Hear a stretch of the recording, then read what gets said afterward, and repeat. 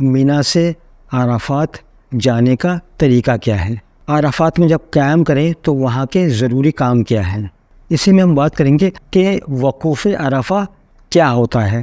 پھر اسی میں ہم بات کریں گے کہ عرفات سے مزدلفہ جانے کا طریقہ کیا ہے اور آپ کو کیا احتیاط کرنی ہے، اور مزدلفہ میں جب آپ قیام کریں گے تو آپ کے ذمے کیا کیا ضروری کام ہے.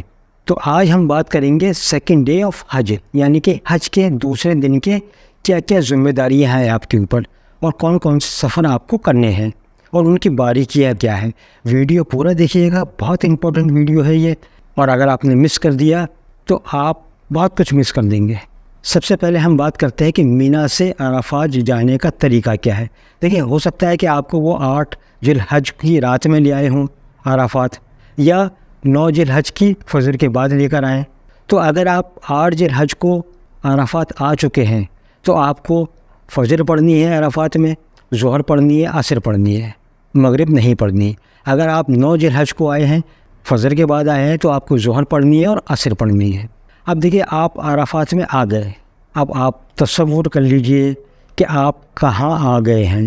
یہ وہی حشر کا میدان ہے جہاں قیامت کے دن حساب ہونا ہے. تو یہ دن آپ کی زندگی کا سب سے مبارک دن ہے، سب سے اہمیت والا دن ہے، سب سے امپورٹنٹ دن ہے، اور یہ دن نصیب والوں کو نصیب ہوتا ہے. اللہ نے آپ کو یہ نوازا ہے تو اس کا بھرپور فائدہ اٹھائیے گا. گپ شپ میں ٹائم برباد مت کیجیے گا، اور دعا کیجیے گا یہاں پوری امت کے لیے، اپنے لیے، کہ یہ سب کو بار بار نصیب فرمائے، آپ کو بھی بار بار نصیب فرمائے، مجھے بھی بار بار نصیب فرمائے. آمین ثم آمین. میں نے کہا نا، یہ گروپ میں رہنا ہے آپ کو. اگر آپ نے گروپ چھوڑ دیا تو پھر مشکل ہو جائے گی. اب یہ خیمے بنا دیے گئے ہیں، ایک تو کمپاؤنڈ بنا دیا گیا ہے، ہندوستان کا الگ، پاکستان کا الگ، بنگلہ دیش کا الگ، انڈونیشیا کا الگ. تو آپ کا ایک کمپاؤنڈ بنا دیا گیا ہے، اور 1,75,025 حاجی، چاہے وہ پی ٹی او سے آئے ہوں یا حج کمیٹی کی طرف سے آئے ہوں، اسی کمپاؤنڈ میں رہیں گے. یہ بات ضرور ہے کہ پی ٹی او کے خیمے الگ ہوتے ہیں، آپ کا خیمے الگ ہوں گے، لیکن کمپاؤنڈ ایک ہی ہوگا. اب آپ اگر یہ کوشش کریں کہ ہم مسجد نمرہ پہنچ جائیں یا جبل رحمت پہنچ جائیں، جبل رحمت تو وہی جگہ جہاں رسول اللہ صلی اللہ علیہ وسلم نے آخری خطبہ دیا تھا، تو یہ غلطی مت کیجیے گا، کیونکہ آپ کے کمپاؤنڈ کی فینسنگ ہوتی ہے، آپ کو باہر نہیں جانے دیا جائے گا. اگر آپ توڑ تاڑ کے چلے بھی گئے، کود کاٹ کے چلے بھی گئے، تو مسجد نمرہ آپ کے کمپاؤنڈ جہاں ہوتے ہیں، مجھے معلوم ہے، وہاں سے 1.75 کلومیٹر دور ہے، اور جبل رحمت آپ کے خیمے سے 1.5 کلومیٹر دور ہے.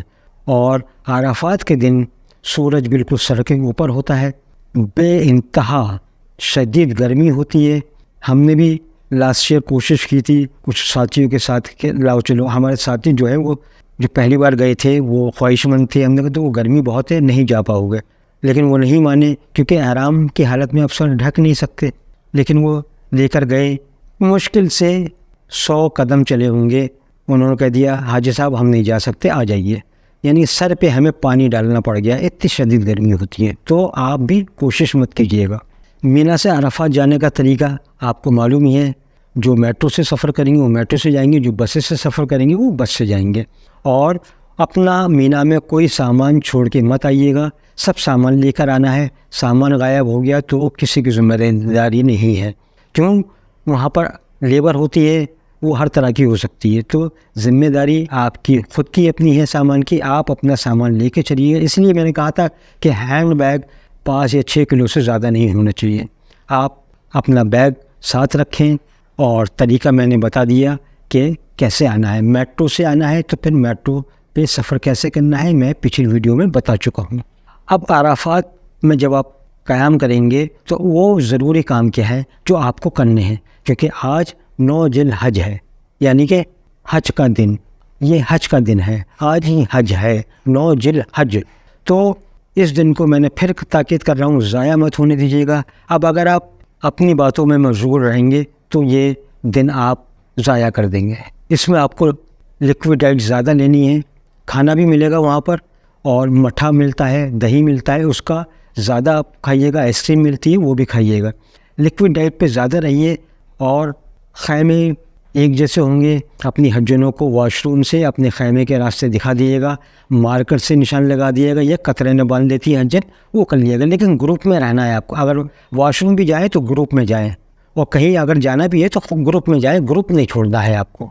اب دیکھیے یہاں مسجد نمرہ میں ظہر کی نماز ہوگی. اگر آپ مسجد نمرہ میں ہی نماز پڑھنے پہ باضد ہیں اور جانا چاہتے ہیں تو چلے جائیے آپ. اگر آپ مسجد نمرہ میں نماز پڑھیں گے ظہر کی, تو وہاں امام کیونکہ مسافر ہوتے ہیں وہ قصر پڑھائیں گے, یعنی 2 فرض پڑھائیں گے ظہر کے اور 2 عصر کے. یعنی کہ پہلے ظہر کے 2 رکعت پڑھائیں گے فرض, اس کے بعد سلام پھیر لیں گے, پھر عصر کی پڑھائیں گے. کیونکہ یہ ہم وہ کام کر رہے ہیں جو اللہ کے رسول محمد مصطفیٰ صلی اللہ علیہ وسلم نے کیا تھا, وہی پریکٹس ہم اپنا رہے ہیں. ہم اپنی عزیزیت چھوڑ کے چلے ہیں بالکل اسی پیٹرن پہ جیسے رسول اللہ صلی اللہ علیہ وسلم نے کیا تھا. مینا میں قیام کیا, پھر عرفات میں قیام کیا, پھر آپ نے عرفات میں ظہر 2 رکعت پڑھی قصر, پھر آپ نے سلام پھیر کے عصر 2 رکعت پڑھی قصر, اور پھر وقوف عرفہ شروع ہو گیا. یعنی کہ عرفات میں جو وقوف عرفہ ہے, جو دعاؤں کا وقت ہے, وہ شروع ہو گیا. پھر آپ نے وقوف عرفہ یعنی عصر کی نماز کے بعد سے مغرب تک آپ نے کھلے میں دعائیں مانگی.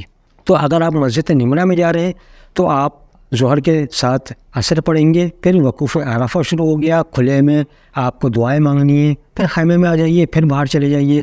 لیکن اگر آپ اپنے خیمے میں نماز پڑھ رہے ہیں تو ظہر کے وقت ظہر پڑھنی ہے اور پوری نماز پڑھنی ہے, عصر کے وقت عصر پڑھنی ہے اور پوری نماز پڑھنی ہے. اس میں کوئی اختلافات نہیں ہے, کسی کی باتوں میں مت آئیے گا, یہی طریقہ ہے. اور جب عصر کی نماز آپ پڑھ لیں تو وقوف عرفہ شروع ہو گیا. اب آپ اپنے خیموں سے باہر آئیے, کھلے میں دعا مانگیے, اور ہو سکے تو اجتماعی دعا کریے, گروپ بنا کے دعا کریے, اور خوب دل سے دعا کریے. پہلے آپ اپنے لیے دعا کریے, اہل و عیال کے لیے دعا کریے, اپنے دوستوں کے لیے دعا کریے, اپنے رشتہ داروں کے لیے دعا کریے. جن لوگوں نے آپ سے دعاؤں کے لیے کہا ہے, وہ قرض ہیں آپ کے اوپر, ان کے لیے دعا کریے. اپنے ملک کے لیے دعا کریے کہ ہمارے ملک میں امن و چین رہے, سب لوگ مل جل کے رہیں, ایک دوسرے میں محبت پیدا کر دے. اور اپنی امت کے لیے دعا کریے گا, اپنے مسلمان بہن بھائیوں کے لیے دعا کریے گا, فلسطین کے لیے دعا کریے گا, اور پوری دنیا کے مسلمانوں کے لیے دعا کریے گا. سب میں محبت پیدا کر دے, ایک دوسرے کا درد اور ایک دوسرے کا جو تکلیف ہے اس کا احساس دلوں میں پیدا کر دے, ایک دوسرے کے لیے محبت پیدا کر دے. اپنے وطن میں سب لوگ مل جل کے رہیں, محبت سے رہیں, بھائی چارے سے رہیں, ہمارا ملک ترقی کرے, پھلے پھولے, اور ہمارا وقار قائم رہے. اس کے لیے دعا کریے گا. اپنے ضلع کے لیے دعا کریے گا, اپنے محلے کے لیے دعا کریے گا, سبھی کے لیے دعا کریے گا. جو اس دنیا سے چلے گئے ان کے لیے دعا کریے گا, اور جو حیات ہیں ان کے لیے بھی دعا کریے گا, اور اس ناچز کے لیے بھی دعا کریے گا. یہ آپ کی زندگی کا سب سے مبارک, سب سے اہمیت والا, سب سے امپورٹنٹ دن ہے. یہاں آپ کو اپنے اللہ کو راضی کرنا ہے. کیسے کرنا ہے یہ آپ جانتے ہیں, کیونکہ آپ اپنی زندگی گزار کے گئے ہیں یہاں, آپ کو معلوم ہے آپ نے کیسے زندگی گزاری ہے. تو اس لیے آپ بیسٹ ہیں اپنے اللہ سے معافی مانگنے کے لیے. گڑ گرا کے اپنی گناہوں کی معافی مانگیے اور توبہ کیجیے اللہ سے, کیونکہ آج اللہ آپ کے سب سے زیادہ قریب ہے. اور آپ کو احساس ہو جائے گا کہ آج اللہ آپ کے سب سے زیادہ قریب ہے. آپ کھلے میں آئیے, پھر دیکھیے, دل سے دعائیں مانگیے, آپ کو خود احساس ہو جائے گا کہ آج اللہ بالکل آپ کے سامنے کھڑا ہے. بس چھوڑنا نہیں ہے, پکڑ لینا ہے, اپنی غلطیوں کی معافی اللہ سے معاف کروانی ہے, توبہ کرنی ہے, اور اپنی مغفرت کروانی ہے. اللہ کو راضی کر کے لوٹنا ہے. یہ مبارک جگہ ہے, پتہ نہیں پھر نصیب ہو یا نہ ہو, لیکن اس مبارک جگہ کو چھوڑیے گا مت جب تک آپ اپنے اللہ کو راضی نہ کر لیں. یہ وہی جگہ ہے جب رسول اللہ صلی اللہ علیہ وسلم دعائیں مانگ رہے تھے, رو رو کر کھلے میں دعائیں مانگ رہے تھے, ہاتھ پھیلا پھیلا کے آسمان کی طرف دیکھ دیکھ کر دعائیں مانگ رہے تھے اور رو رہے تھے. تو حضرت جبرائیل علیہ السلام شام کے وقت آئے مغرب سے پہلے, اور آپ نے فرمایا کہ یہ رسول اللہ نے آپ کی تمام دعائیں قبول کر لیں علاوہ ایک کے. تو آپ پریشان ہو گئے کہ کہیں ایسا تو نہیں کہ میری امت کی جو دعا تھی وہ رہ گئی ہو, جو میں نے اپنی امت کے لیے دعا مانگی تھی. آپ بے چین ہو گئے. تو یہ دعاؤں کی قبولیت کی جگہ ہے, 100% دعاؤں کی قبولیت کی جگہ ہے. اب آپ کو کیسے مانگنے آئے یہ آپ کے اوپر ڈیپینڈ کرتا ہے. اب دیکھیں یہاں مغرب کا وقت ہونے والا ہوگا, مغرب کی نماز آپ یہاں نہیں پڑھیں گے, جب اندھیرا طاری ہو جائے تو آپ کو عرفات چھوڑنا ہے۔ اب میں آپ کو بتا دوں، حج میں 3-4 جگہیں ایسی ہیں جہاں آپ کو اپنی اور اپنے حجنوں کی اور اپنے حاجیوں کا سب سے زیادہ خیال رکھنا ہے۔ یہ ڈینجر پوائنٹ ہے۔ عرفات سے مزدلفہ کا جو موومنٹ ہے، 35 لاکھ حاجی آدھے گھنٹے کے اندر عرفات سے مزدلفہ جائیں گے۔ آپ تصور کر رہے ہیں اس چیز کو؟ 4 سڑکیں ہیں، بس 4 سڑکیں ہیں اور 35 لاکھ حاجی ہے، آدھے گھنٹے کا ٹائم ہے۔ عرفات سے مزدلفہ سفوکیشن ہو جاتا ہے، سانس گھٹنے لگتی ہے، بالکل چپک کے چلتے ہیں، چاہے آپ میٹرو سے سفر کر رہے ہوں یا بس سے، کیونکہ میٹرو بھی جانا ہے آپ کو آدھا کلومیٹر دور ہے آپ کے خیمے سے، اور بس وہیں جانا ہے آپ کو جہاں بس نے آپ کو اتارا تھا۔ تو چپک کے چلتے ہیں، بالکل سفوکیشن ہوتا ہے، سانس لینے میں پریشانی ہوتی ہے۔ تو گیپ بنا کے چلیے گا، پانی کی بوتل لے کے چلیے گا، پانی پیتے رہیے گا، اور کوشش کیجیے گا کہ سڑک کا کونا والا حصہ پکڑ لیں، بیچ میں مت پھنسیے گا، سائڈ پکڑیے گا۔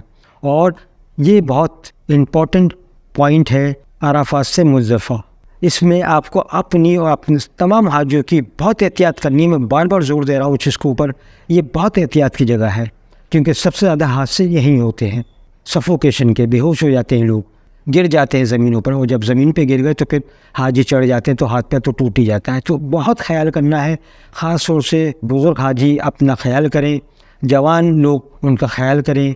میں آپ سے درخواست کر رہا ہوں اس چیز کے لیے۔ اب آپ جب مزدلفہ پہنچیں گے، اب چاہے وہ 2 گھنٹے بعد پہنچیں یا 3 گھنٹے بعد پہنچیں، تو سب سے پہلے آپ آرام کیجیے گا، جگہ دیکھ لیجیے گا، کیونکہ وہاں کوئی خیمہ نہیں ہوگا، کھلی ہوئی جگہ ہوگی، وہاں آپ کو آرام کرنا ہے۔ آپ دیکھیں وہاں زمین بہت گرم ہوگی، تو اگر آس پاس دیکھ لیجیے گا ادھر ادھر کہیں کارٹون وغیرہ مل جائے تو وہ بچھا کے اس پہ چٹائی بچھا لیجیے گا یا بیڈ شیٹ بچھا لیجیے گا، اور وہاں آپ کو آرام کرنے پہلے پھر اٹھیں، وضو بنائیں، پھر آپ کو مغرب کی نماز پڑھنی ہے باجماعت 3 فرض، پھر سلام پھیر کر پھر عشاء کی نماز پڑھنی ہے باجماعت 4 فرض، اس کے بعد مغرب کی سنت پڑھ لیے اور پھر عشاء کی سنت نفل پڑھیے، اور پھر کھانا وانا کھائیے تھوڑا بہت، کیونکہ یہاں کھانا تو آپ کو ملے گا نہیں، آپ اپنا خود انتظام کریں گے، یہاں لے کر جائیں گے، تو آپ کچھ کھا پی لیجیے یہاں پہ، اور پھر آرام کر لیجیے، یہاں تھوڑا سا سو جائیے آپ 1-2 گھنٹے، پھر آپ اٹھیے تہجد کے وقت، یہاں آپ 70 کنکڑیاں آپ کو بیننی ہیں،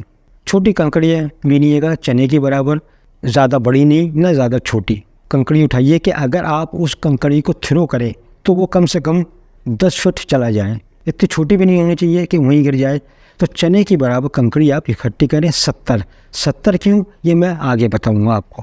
پھر آپ تہجد پڑھیں، تلاوت میں مشغول رہیں، دعاؤں میں مشغول رہیں، اور پھر آپ فجر کی نماز پڑھیں۔ پھر یہ وقوف مزدلفہ شروع ہو گیا، فجر کی نماز بعد سے لے کے طلوع آفتاب تک یعنی سن رائز تک یہ وقوف مزدلفہ ہے۔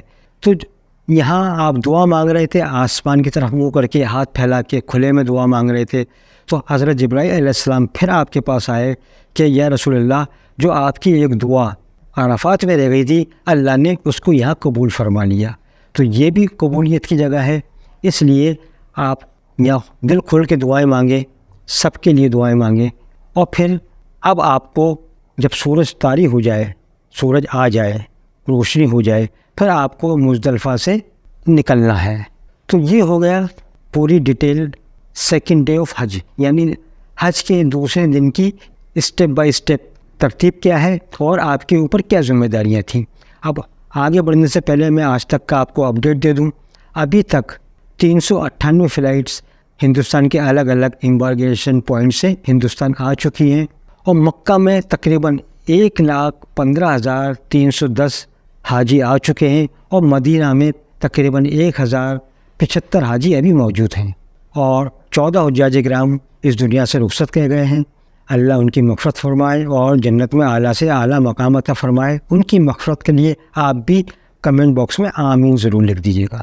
اور پوری دنیا سے تقریباً 24,10,119 حاجی مکہ اور مدینہ آ چکے ہیں۔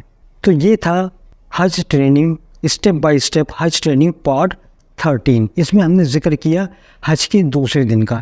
اب اگلی ویڈیو میں ہم بات کریں گے حج کے تیسرے دن کا، یعنی کہ مزدلفہ سے جمرات جانے کا طریقہ کیا ہے اور مزدلفہ سے مینا جانے کا طریقہ کیا ہے، کنکڑی کیسے مارنی ہے آپ کو، قربانی کیسے کرنی ہے، قربانی کا ٹائم کیسے چیک کرنا ہے, آپ کی قربانی ہوئی یا نہیں ہوئی یہ آپ کو کیسے پتہ چلے گا, طواف زیارت آج کریں گے یا کل کریں گے, حلق کہاں کروانا ہے آپ کو, یہ ہے تیسرے دن کی ذمہ داریاں, یعنی حج کے تیسرے دن کی ذمہ داریاں.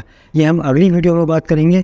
اور اگر ابھی تک آپ نے میرے چینل کو سبسکرائب نہیں کیا ہے تو پلیز سبسکرائب کیجئے, لائک کیجئے, شیئر کیجئے اور زیادہ سے زیادہ شیئر کیجئے حاجیوں میں, کیونکہ اگر آپ نے حاجیوں کو میں یہ امپورٹنٹ ویڈیو شیئر کر دی, اگر ان کو فائدہ پہنچا تو آپ بھی دعاؤں میں شامل ہو جائیں گے. آپ سمجھ نہیں پا رہے کہ اگر آپ نے کسی حاجی کو ویڈیو بھیجی اور اس کو اس ویڈیو سے فائدہ ہوا اور اس کے دل سے دعا نکلی تو پہلے دعا آپ میں پہنچے گی, مجھ تک تو بعد میں پہنچے گی. تو اس لیے جو عزیزیہ میں آپ کی جان پہچان کے لوگ ہیں یا جو بلڈنگ میں آپ کی جان پہچان کے لوگ ہیں ان کو یہ ویڈیو شیئر کیجیے اور ان سے درخواست کیجیے کہ اس کو سبسکرائب کریں اور آگے بڑھائیں. آج تک کے لیے اتنا ہی. اللہ آپ کا نگہبان. مصطفیٰ مجتبیٰ مصطفیٰ مجتبیٰ